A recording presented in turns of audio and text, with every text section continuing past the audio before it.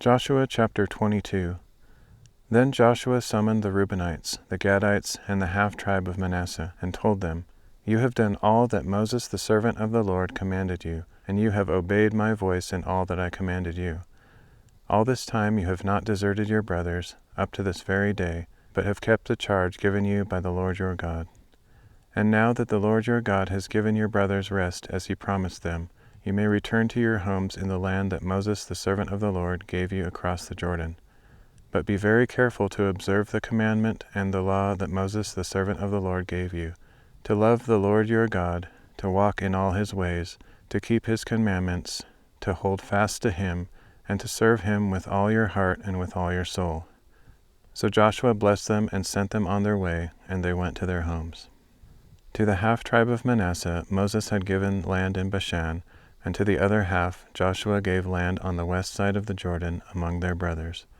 When Joshua sent them to their homes, he blessed them, saying, Return to your homes with your great wealth, with immense herds of livestock, with silver, gold, bronze, iron, and very many clothes. Divide with your brothers the spoil of your enemies. So the Reubenites, the Gadites, and the half-tribe of Manasseh left the Israelites at Shiloh in the land of Canaan to return to their own land of Gilead, which they had acquired according to the command of the Lord through Moses. And when they came to Geliloth, near the Jordan in the land of Canaan, the Reubenites, the Gadites, and the half-tribe of Manasseh built an imposing altar there by the Jordan. Then the Israelites received the report, Behold, the Reubenites, the Gadites, and the half-tribe of Manasseh have built an altar on the border of the land of Canaan, at Geliloth near the Jordan on the Israelite side. And when they heard this, the whole congregation of Israel assembled at Shiloh to go to war against them. The Israelites sent Phinehas son of Eleazar the priest to the land of Gilead, to the Reubenites, the Gadites, and the half-tribe of Manasseh. With him they sent 10 chiefs, one family leader from each tribe of Israel, each the head of a family among the clans of Israel. They went to the Reubenites, the Gadites, and the half-tribe of Manasseh in the land of Gilead, and said to them, This is what the whole congregation of the Lord says. What is this breach of faith you have committed today against the God of Israel by turning away from the Lord and building for yourselves an altar, that you might rebel against the Lord this day? Was not the sin of Peor enough for us, from which we have not cleansed ourselves to this day? It even brought a plague upon the congregation of the Lord. And now you would turn away from the Lord? If you rebel today against the Lord, tomorrow he will be angry with the whole congregation of Israel. If indeed the land of your inheritance is unclean, then cross over to the land of the Lord's possession, where the Lord's tabernacle stands, and take possession of it among us. But do not rebel against the Lord or against us by building for yourselves an altar other than the altar of the Lord our God.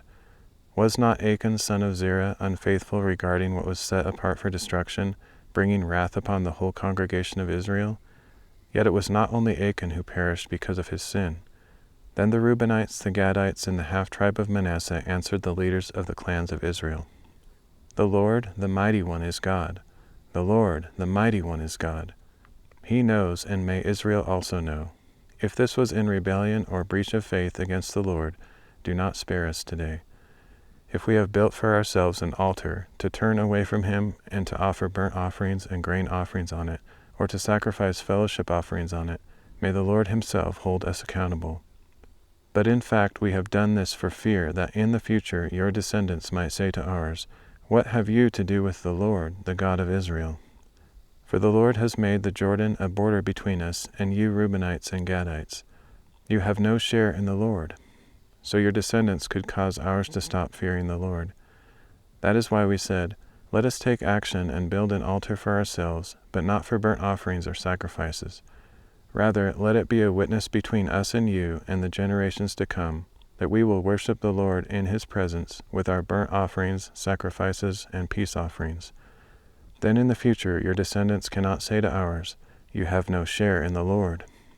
Therefore we said, If they ever say this to us or to our descendants, we will answer, Look at the replica of the altar of the Lord that our fathers made, not for burnt offerings or sacrifices, but as a witness between us and you. Far be it from us to rebel against the Lord and turn away from him today by building an altar for burnt offerings, grain offerings, or sacrifices, other than the altar of the Lord our God, which stands before his tabernacle. When Phinehas the priest and the chiefs of the congregation, the heads of Israel's clans, who were with him, heard what the descendants of Reuben, Gad, and Manasseh had to say, they were satisfied. Phinehas, son of Eleazar the priest, said to the descendants of Reuben, Gad, and Manasseh, Today we know that the Lord is among us, because you have not committed this breach of faith against him. Consequently, you have delivered the Israelites from the hand of the Lord. Then Phinehas, son of Eleazar the priest, together with the other leaders, returned to the Israelites in the land of Canaan, and brought back a report regarding the Reubenites and Gadites in the land of Gilead. The Israelites were satisfied with the report, and they blessed God and spoke no more about going to war against them to destroy the land where the Reubenites and Gadites lived. So the Reubenites and Gadites named the altar Witness, for they said, It is a witness between us that the Lord is God.